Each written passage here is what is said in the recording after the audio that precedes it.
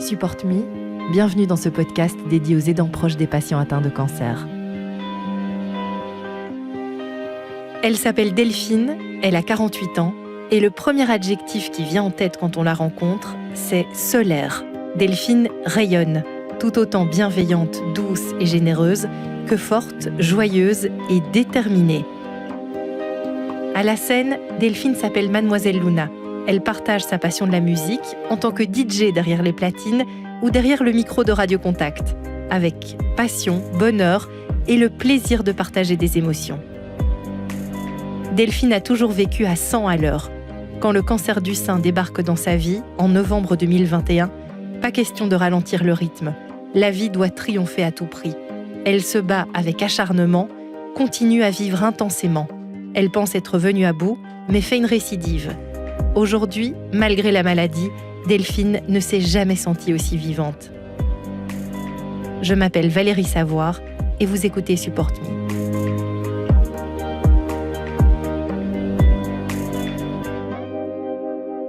Je pense que j'ai eu le kyste en 2020 et puis on a surveillé, il y avait un kyste au sein, on m'a dit non, il n'y a rien du tout, c'est juste un kyste, vous en faites beaucoup. Donc voilà, il n'y avait rien de particulier. Puis l'été 2021, ce truc grossissait quand même et commençait un peu à me faire mal. Et donc voilà, j'ai été voir mon chirurgien esthétique en disant on n'enlèverait pas ça parce que c'est quand même pas très joli. Il m'a dit oui, pas de problème, si tu veux, je te fais une toute petite cicatrice. Voilà.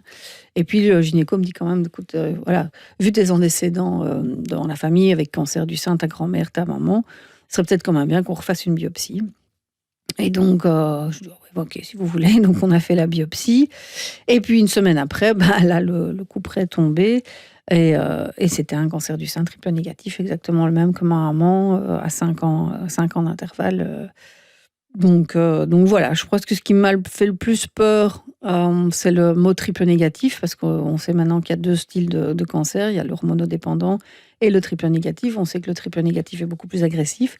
Ma maman n'a pas bien vécu son cancer, elle a toujours été très, très positive et très... là, elle est partie dans quelque chose d'autre, en fait. Ça a été très compliqué.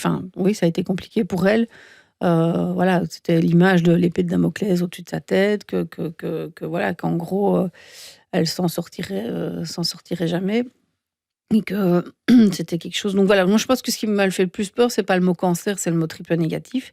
Et je m'étais toujours dit, surtout quand je l'ai suivie elle, et j'ai vu ma grand-mère aussi plus jeune, qui a vécu quand même quelque chose et qui en est finalement décédée, je m'étais toujours dit que si un jour ça m'arrivait à moi, il était hors de question que je fasse de la chimiothérapie, qu'il était hors de question que... Et voilà, et donc quand je l'ai su par mon gynéco que je connais depuis toujours, lui il savait déjà depuis une semaine, donc il avait déjà pris tous les rendez-vous. Et donc moi je lui ai dit non mais non, moi je fais rien du tout, je me casse quoi. Je dis voilà, je vais vivre sur une île le temps qu'il me reste à vivre et puis voilà, je profite de la vie et puis tant pis. Pour avoir vu aussi pas mal de reportages, de documentaires sur la guérison, moi je reste persuadée quand même que malgré tout, peut-être pas pour tout et pas à 100%, mais que le corps est capable aussi de se soigner, ou en tout cas il t'envoie un signal. Mais voilà, c'est quand tu es vraiment face à la chose, tu te dis est-ce que je joue à la roulette russe, quoi. Est-ce que je prends le risque de me dire allez, vas-y, va t'amuser pendant 6 mois, ça va aller, quand tu vas revenir, on va dire qu'il n'y a plus rien. C'est déjà arrivé, ça a déjà fonctionné, mais dans l'autre sens, il y a des gens qui sont revenus et à qui on a dit ça va pas du tout, là, il y en a partout, quoi. Donc, et je crois qu'à un moment, je crois qu'on a, je suis même sûre, je pense qu'on a un réflexe de protection du corps, je sais pas, un réflexe de survie. Je pense que réellement, on va vers l'option la meilleure. Et de toute façon, les rendez-vous étaient déjà pris. Donc voilà, j'ai digéré l'info pendant 2 jours. Je pense que j'essayais tout le temps de me réveiller en me disant c'est pas vrai, j'ai rêvé de ce truc, quoi, ça n'existe pas, c'est pas possible. Pourquoi moi ? Pourquoi... Allez, comme on disait, t'as toujours fait du sport, t'as toujours... Pourquoi est-ce que ça m'arrive à moi ? Pourquoi non, c'est pas juste. Non, c'est pas juste, en fait. C'est injuste. C'est vraiment ça, c'est l'injustice en se disant... Mais... Et pour la première fois de ma vie, j'avais envie d'être quelqu'un d'autre. Alors que moi, j'ai toujours été contente de qui j'étais. Mais là, il y a un moment, tu te dis... Ouais, ça va, donc je veux plus être moi, quoi. Et puis, j'ai rencontré mon oncologue, le docteur Velu, au Chireka Delta. Et ce monsieur est d'une telle gentillesse, empathie. Et il est arrivé, mais vraiment, voilà, il m'a mis dans un espèce de cocon. J'étais avec mes 2 copines aussi qui étaient là. Et j'ai pas tout compris à ce qu'il a expliqué, mais je sais pas, je suis sortie de là en me disant, bah ouais, en fait, pourquoi pas, et ça va aller. Il m'a mis en confiance, vraiment. Et la deuxième chose qui m'a vraiment aidée, c'est une amie qui est venue me voir quelques jours après. On a mangé toutes les deux. Elle m'a dit, t'as certainement jamais su que j'avais eu un cancer il y a X temps.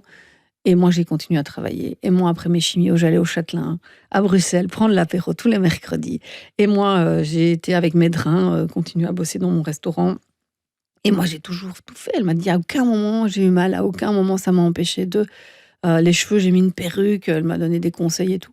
Et je la vois encore fermer la porte de chez moi. Et je me dis, ouah, mais si elle a réussi à le faire, mais moi, je suis encore plus capable de le faire. Parce qu'elle a le même tempérament que moi. Et c'est là où je me suis dit, allez, vas-y. De toute façon, c'est là. Je pars du principe que, comme quand tu as eu un accident de voiture, il y a des gens qui sont là et qui disent, oh, ben ouais, mais c'est fait. Je dirais, à un moment, voilà, les faits sont là, il faut avancer, quoi. Sinon, tu n'avances pas et c'est con, quoi. Première chose, donc, quand je l'ai appris, c'est que je me suis dit, ok, mais ce truc va absolument rien changer à ma vie, parce que c'est inconcevable, en fait. Alors, j'ai un caractère un peu bizarre, je suis indépendante déjà, voilà, au niveau de mon boulot. Et c'est inconcevable pour moi, quand des choses sont prévues, de les annuler. Je ne sais pas pourquoi je suis comme ça, mais voilà. Si c'est pas prévu, à la rigueur, ok, mais si c'est prévu, il faut que ça existe, quoi. Donc si ça existe, il faut que ça soit fait. Et donc à aucun moment je n'ai annulé quoi que ce soit. J'ai été travailler, je me suis rendu compte que ça me faisait du bien aussi, parce que parfois j'arrivais fatiguée à la radio, mais le fait de parler, le fait de devoir aussi ce métier de radio, d'animateur radio, c'est comme un acteur, en fait. Tu ne peux pas. Pendant 2 mois, les gens ne savaient pas que j'étais malade, à part mes collègues, mais personne ne savait que j'étais malade. Donc, je ne pouvais pas laisser passer d'émotions parce qu'il n'y avait pas. Voilà. Et donc, tu allumes le micro et tu parles aux gens normalement. Et ça fait du bien, en fait. C'est une espèce de thérapie. Donc c'est vrai que voilà, j'ai rien arrêté. J'ai tout négocié avec le médecin qui, à un moment, devait certainement en avoir un peu marre de moi, parce que je négociais les dates d'opération, les dates de chimio. À un moment, il a voulu reporter. Non, on ne reporte pas. Non, je dois aller au Télévis à cette date-là. Enfin, j'étais infernale. Et voilà. Et donc, voilà. Là, j'ai pas du tout lâché. Je sais pas sur le moment si c'était... Enfin, en tout cas, je l'ai fait comme ça. Je sais pas si c'était la bonne solution, mais en tout cas, je voulais que ce soit comme ça et je voulais que ça avance. C'était plus facile la première, parce que la première, on te dit, voilà, t'as 4 chimios comme ça, t'as 12 chimios comme ça, X temps après, on opère, il va falloir enlever, ok, on enlève. Et puis après, il y a la radiothérapie, c'est autant de radiothérapie. Donc, il y a un protocole, il y a un truc bien carré, bien ficelé. Mais dès le moment où tu me donnes le truc carré, bien ficelé, tu rajoutes pas une séance, non. C'est comme ça. Tu m'as dit que c'était comme ça, ça restera comme ça. Donc voilà, là, j'étais très, très à cheval sur le timing. Et voilà, je l'ai vécu comme ça. Et puis c'était peut-être bien. C'était peut-être à ce moment-là comme ça qu'il fallait que ça se fasse. La rechute, c'est quand même parce que tu sors à peine donc je crois qu'on est au mois de juillet. J'ai encore les médicaments à prendre. J'ai encore 6 mois de chimiothérapie médicamenteuse. C'est pas évident. J'ai les mains qui brûlent, les pieds aussi. Donc voilà, autant les chimios, les premières, ça allait. Tu perds tes cheveux, tu t'habitues à perdre tes cheveux, tu t'habitues à plein de choses. Mais c'est vrai que là, les médicaments, je les supportais difficilement. J'avais l'impression que c'était... Maman, les ayant pas eu, est-ce que j'ai comparé? Je me suis dit, c'est peut-être pas nécessaire. Est-ce que je dois vraiment les prendre? Ok, donc voilà, j'en avais un peu marre, mais voilà, j'étais presque débarrassée du truc. Et donc,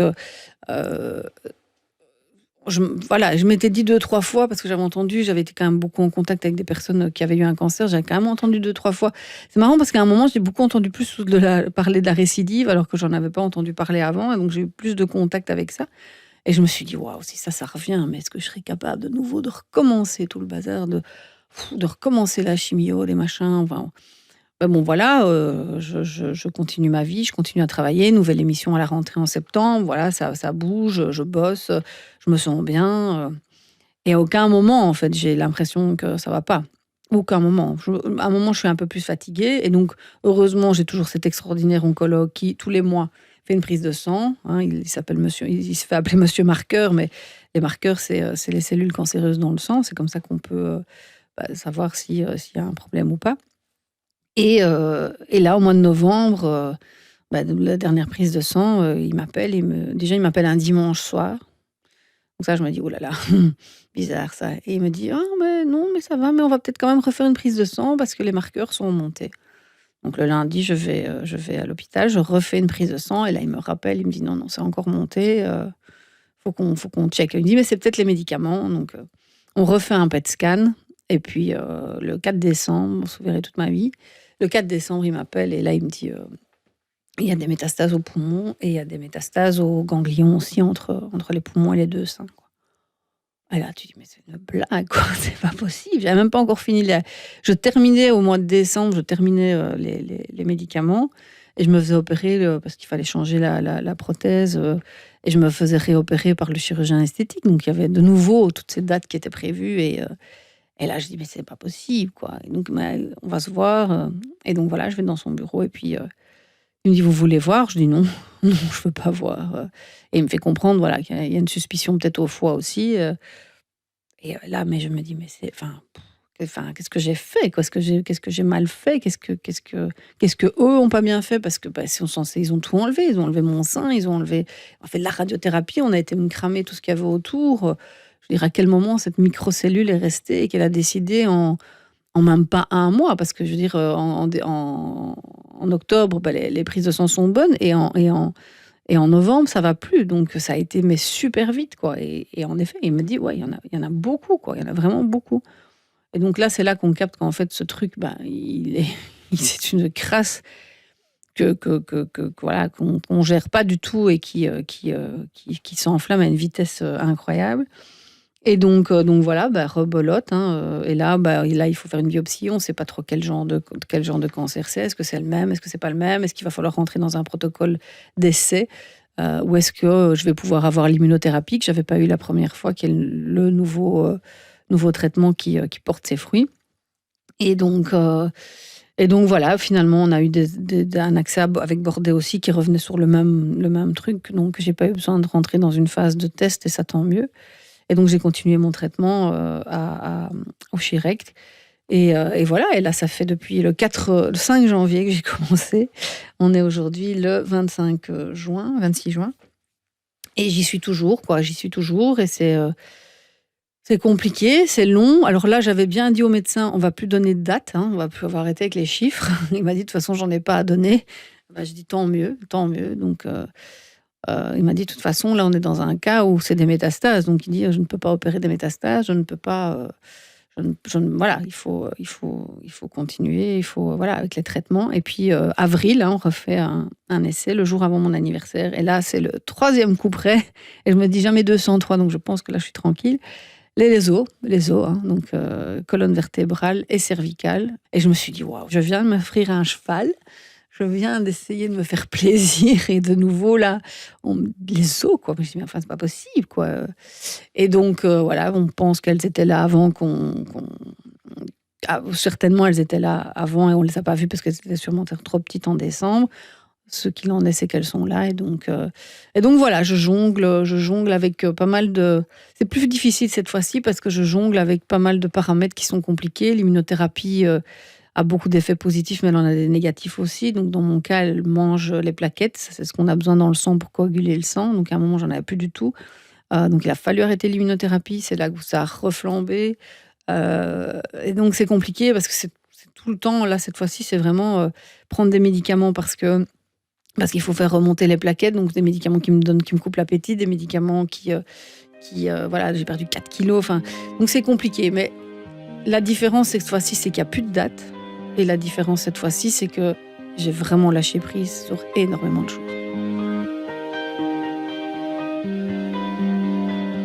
Ma force, je crois que je l'ai toujours eue, en fait. Je pense que je suis quelqu'un né d'optimiste et donc je ne suis pas capable de voir un verre à moitié vide parce que pour moi, il est toujours à moitié plein. Et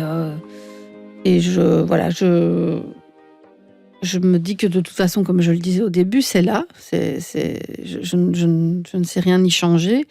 J'ai beaucoup lu qu'on disait que les gens qui vivent des choses comme ça, c'est qu'on est capable de les gérer, c'est qu'on est capable de les vivre. Donc je suis persuadée que oui. Je pense que je suis aussi, et j'en suis très fière, un espèce de porte-parole. Alors je m'en serais peut-être bien passée, mais si je dois passer par là, pourquoi pas? Et si ça peut aider d'autres personnes aussi, pourquoi pas? Au début, quand j'ai appris la récidive, je me suis dit: «Comment je vais l'annoncer à celles qui me suivent et qui sont en traitement pour l'instant, sans les enfin les stresser?» Et tout le monde me dit: «Mais enfin, tu pas envie de penser à toi?» Mais je dis: «Oui, mais ça me touche quoi de me dire que moi, je sais que si je suivais une personne et que voilà, enfin, je sais que j'ai stressé pas mal de monde, donc cette force, voilà, je pense que je l'ai toujours eue.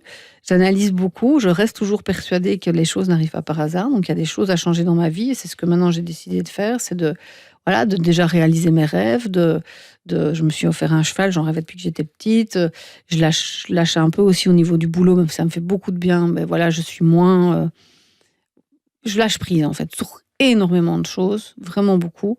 Avec voilà, chaque semaine, je regarde un peu sur les petites choses sur lesquelles j'ai du mal à lâcher prise et je travaille là-dessus et à chaque fois, j'y arrive et je pense que c'est important, à un moment, on peut s'autoriser en fait, le fait d'être malade, le fait d'être dans cette situation, parce qu'on ne sait pas où va aller l'issue, hein. Ça tombe dans 40 ans, je suis toujours là et je vis aussi vieille que Jeanne Calment, c'est ce que je me souhaite.